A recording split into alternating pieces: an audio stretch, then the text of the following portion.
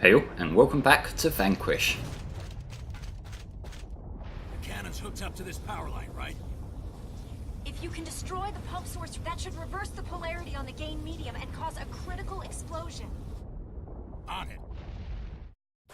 So there's our goal in sight. We've got that massive pipe that we want to disconnect. But yes, in this part we've just got one mission to go through, which is the Phantoms mission. And with that we'll be done with Act 3 entirely.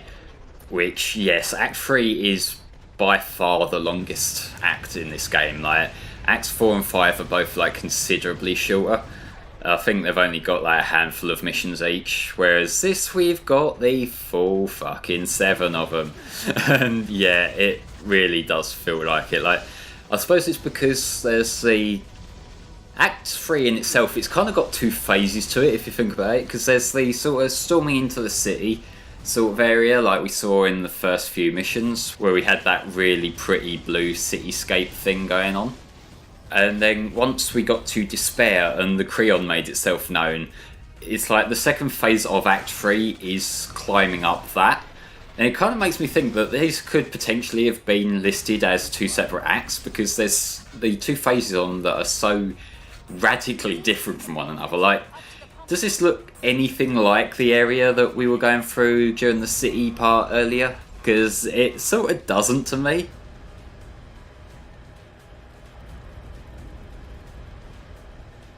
I guess at that point we are going to semantics as to what defines an act, which, given I have not much in terms of notes for this particular section, I suppose I could waste time doing, but I don't think I will.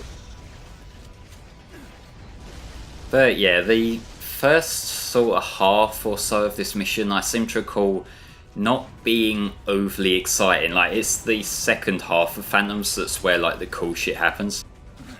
For now it's just continuing the ascent really, which in a way I kind of think this stuff could have been scrapped in favour of more of the sliding through pipe stuff from the last mission. Because, like I said in the infiltrate part, like, I think that's like a cool set piece. Whereas this, like, we sort of got a little bit of a cool set piece going on. Like, I think I was shooting the wall there, but you know, it's not quite as amazing to look at as the sliding around. Like, it's got the whole thing of you're outside now, so I suppose there's that perceived danger that if you got everyone shooting at you and you're on the side, then there's that sort of tension there. But all it really means is that the air enemies can shoot at you. And the air enemies aren't really that much of a challenge to start with, so it doesn't really add much to the tension. It just kind of, it's a less interesting part of the level. Although I think I may end up wasting some time shooting down a load of these here just because I can. But I do like the fact that if you look over the side you can still sort of see the Kreon's leg sort of awkwardly stomping around, and I believe just then you could see parts of the arena we were in for Despair. Like, very vaguely off in the background, much less detailed than we could in Despair, but it sort of gives you that continuity of that's where this is set.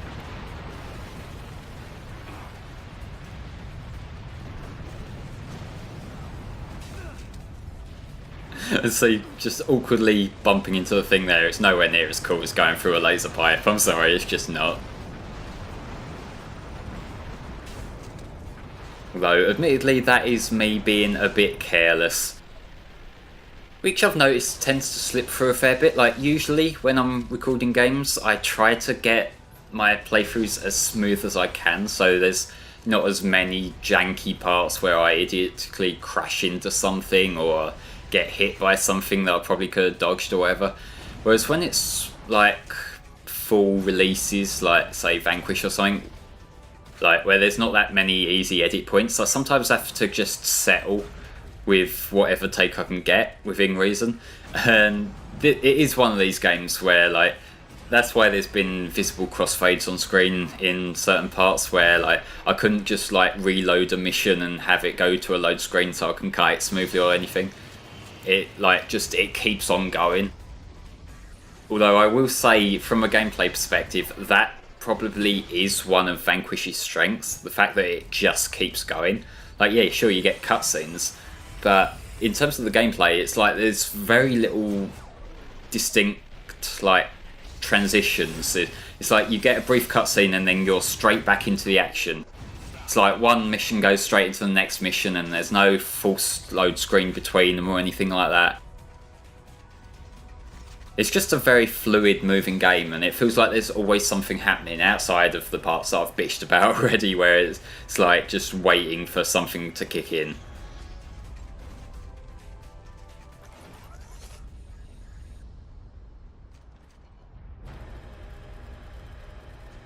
But I think that just then was probably, like, just before it started saving the game, it probably was just a prompt to, like, load up the next section of the level. But because it was so smooth, it really didn't feel like it.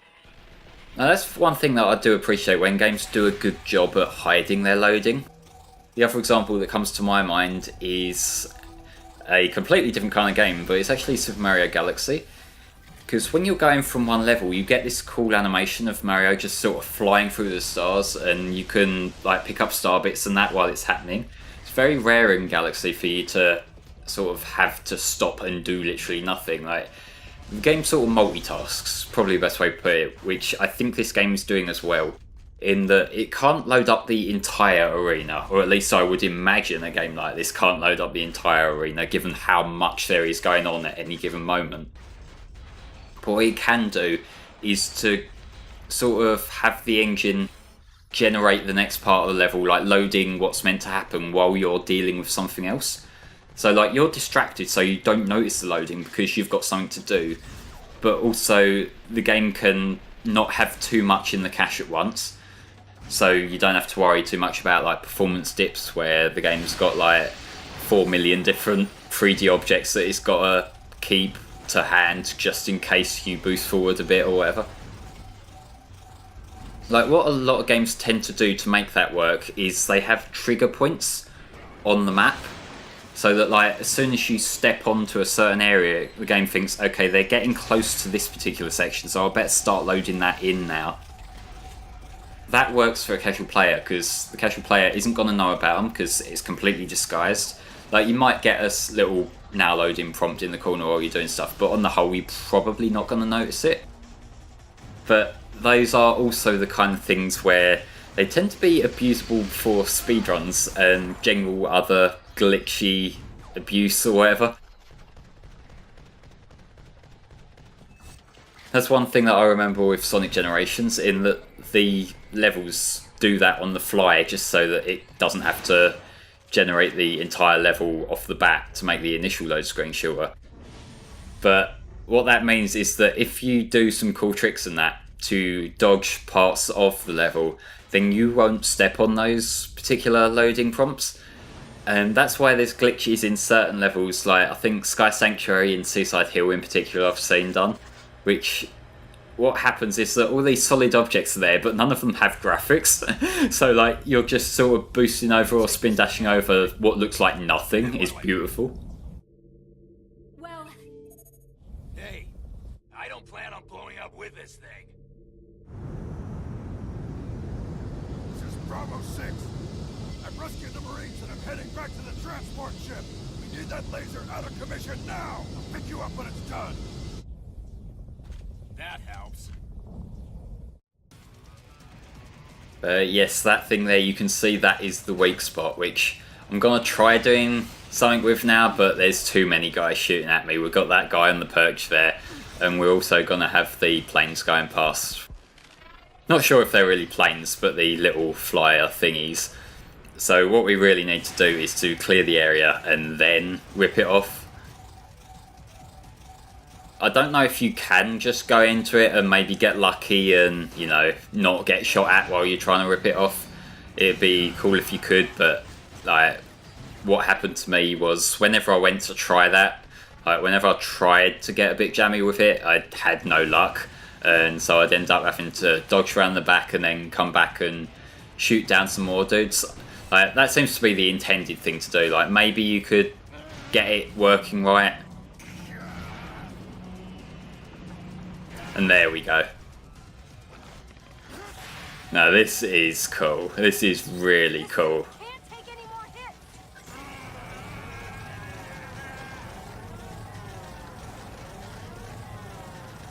hits. Fuck yeah. I love it.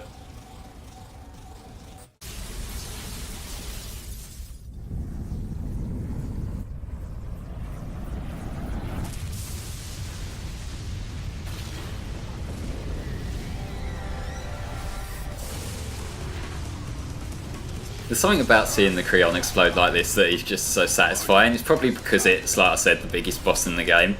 And so when you see all these explosions surrounding it, it's like, I did that.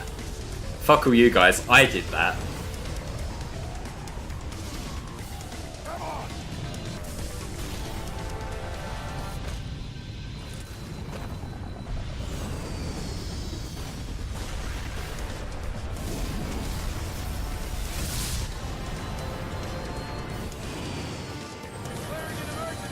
Hold on!